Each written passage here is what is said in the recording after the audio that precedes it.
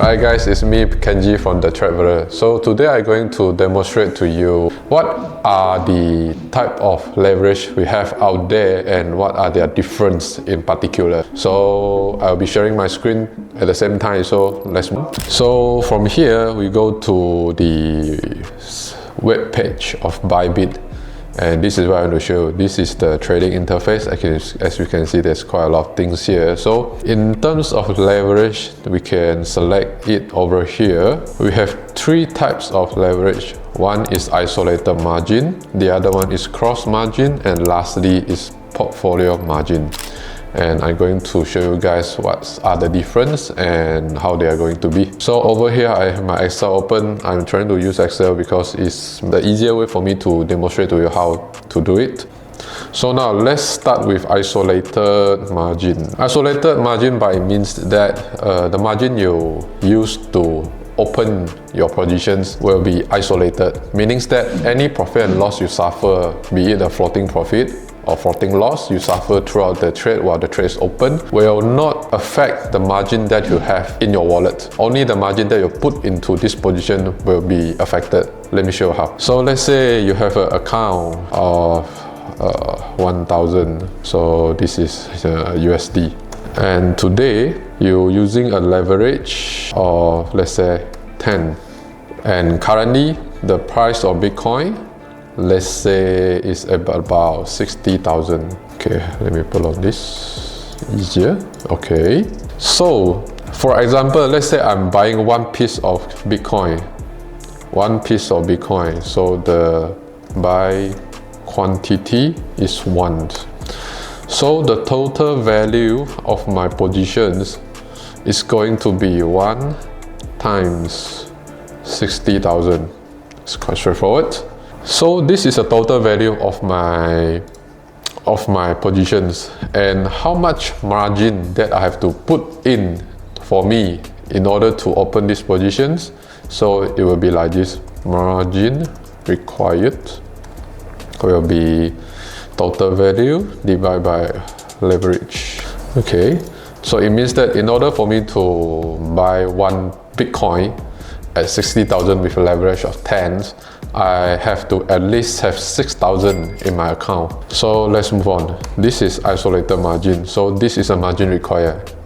Then let's say the current price of Bitcoin, or maybe you call it the latest price, become, for this case, let's say become 57,000. Okay, so over here we have to calculate our profit and loss. So our profit and loss in the short form I call it P&L will be equal to our latest price minus our entry price, which is this. So this is a profit and loss we have for one piece of BTC, and my profit and loss, it would be taking this times the quantity that I'm buying.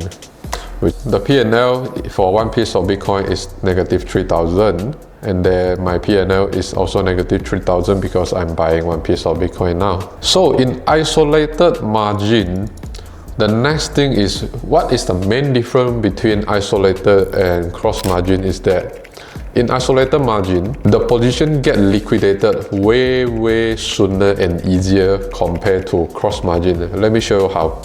So before I move on, I have to give you the idea about how this margin work and how this liquidation work. So let me go back to our example. So now in my example, the margin for my position is 6,000. Okay, so if the price of Bitcoin reduce for this position, they reduce so drastically, let's say it reduced to 53,000. No, let me put 54,500. There will be a better example.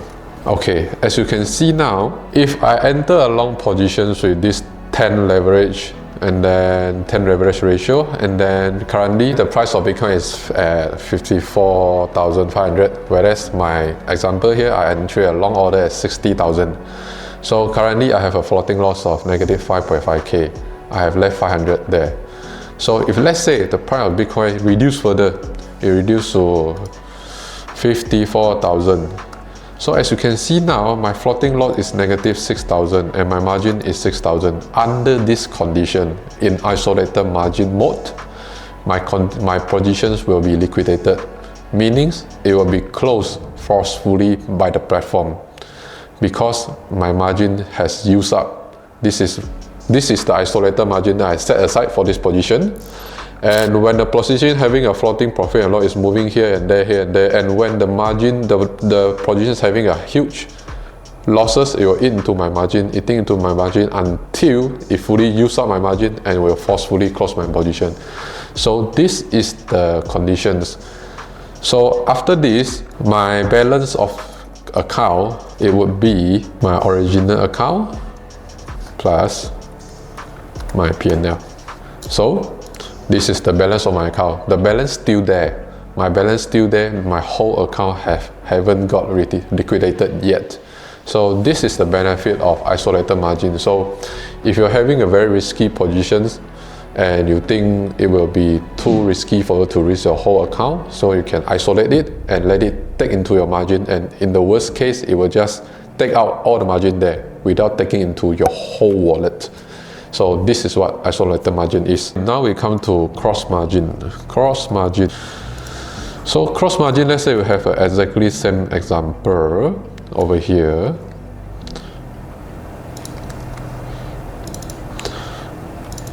So again, I have a 10,000 wallet. I'm using a 10 leverage ratio. I buying one piece of Bitcoin at 60,000 and one piece, and this is my total value. This is my margin requirement. And let me go back to my sample here. So let's say we back to just now 54500. So my P&L is this 5500 negative. So I still have a floating 5.5k losses. And now here I show you the difference. So let me create the account balance here. Balance account equal to this plus this. Okay, so my balance of account still has 4,500. Okay, so this free margin concept I will not introduce here, so because I introduced in my isolated margin session with my own definition, so I stop it here so you guys won't get any more confused. But I will get you to the point of how it affects the whole account as a liquidating part. So now let's say the price, like our previous example, yes, is at 54,500, and under this case, if it reduced to 54,000, meaning that my profit, my current floating losses is negative 6,000, which is the whole margin of the position already. This position will not be closed forcefully, it will still be there. So it can actually go further. Let's say now it become 53,000. So the position will still remain open until when this price reduced to 50,000. As you can see now, if the price reduced to 50,000, my account balance will equal to 0. So this is the difference between isolated margin and cross margin. Cross margin, I'm using my whole account, the whole wallet, to sustain the floating P&L that I'm having for the positions. Whereas for isolated margin, I'm using the margin itself for that position to hold onto the profit and losses, all the floating losses there. So this is the difference. So if you are not familiar with trading, or maybe you are still learning, you maybe can try to play a bit with isolated margin, so get a feel about it. But after you have familiarized with trading, you know how to set your cut losses, and you know where's your entry, you can transit yourself into cross margin, because it will be easier for you to manage it in this way, because this is the common way we are using. So if you are constantly switching between isolated and cross margin, sometimes you just get confused and your action will be a bit haywire. So it will good to be sticking with one that you have good control with it, and then you stick with it, and so this calculation, everything will just like build in natural for you, and that will be easier when you are executing your trade. And so these are cross margin. And lastly is about the portfolio margin. For this one, I won't give you a lot of example, but I just give you the concept of what it is, because this is something very advanced, and unless you are really playing your account or you're trading in a manner that it is so advanced, you want to maximize your margin into a big size of position, maybe you can consider going here. But usually for beginner, or maybe while we're still learning, this is not something we are going to, because it's something quite complicated. If you are doing quantitative trading, maybe this will help, that will come in later. So a portfolio margin, you can imagine like this. From the name itself, it means that we are using the whole portfolio as our reserve to sustain the profit and loss of the account, or to sustain the margin of an account. In this portfolio margin, to be more precise, to sustain the margin of the account. Let me give you this example.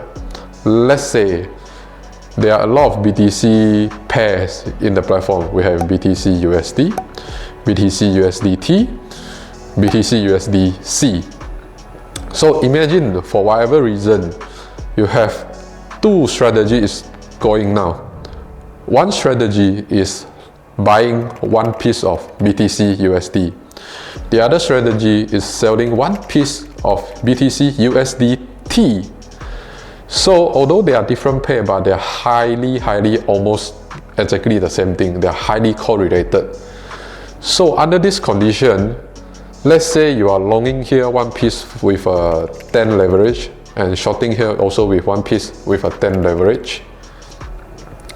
So by right, you're going to have, let's say, using back our example just now, the 60,000 one, you're going to have a margin starting this position with 6,000. This position you also need to sustain a 6,000 margin. So in total, you need to have a 12,000 margin to sustain these two positions. But under the condition, or under the mode of portfolio margin, because these two positions is highly correlated and they are doing the opposite directions, so if price move very much up, we are gaining a lot of profit from here. But if price move very much down, we're also gaining a lot of profit from here to cover the losses. So in fact, your position, these two positions in net, they were not going to suffer a very big risk. So under this kind of conditions, the margin for these two positions might reduce from 12,000 just now to maybe say 2,000 to 3,000. I'm not sure how much it is, because I'm not engaging this mode, but this is what the concept I have to give you. Like in Malaysia product like FCPO, we have doing a directional trade or outright trade, where the margin will be full margin quite a lot. And if we are doing spread, meaning having a long and having a short on the same product or different calendar expiry futures, the margin is much shorter, because these two positions in themselves, up and down, or in a highly correlated products, it's going to wave off the inherent risk very much. And this is why the margin can be go down, and this is what portfolio margin is about. So if you are very expert, or you're trying to if you are going to explore the hedging way of trading, this might be helpful. So I'm just giving you an idea of how it is and what it is in today's session. So I hope you guys gain something today, and this is it. See you guys next time. Ciao, bye.